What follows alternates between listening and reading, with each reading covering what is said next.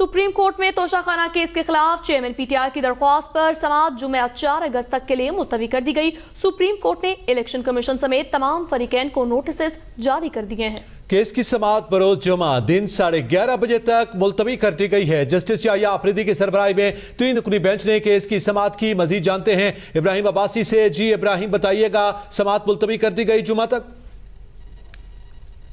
जी बिल्कुल, आज supreme court में तोशाखाना के खिलाफ जो दरख्वास्त दायर की थी पाकिस्तान तहरीक इंसाफ के चेयरमैन की जानिब से कि उनके ट्रायल को रोका जाए, वो आज उसके ऊपर आज समाअत हुई। जस्टिस अफरीदी ने कहा कि जो रिलीफ आप मांग रहे हैं वो पहले दे चुके हैं, फिर ये हमें बड़ी हैरत है कि फिर भी आप जो है वो हमारे पास आए हैं।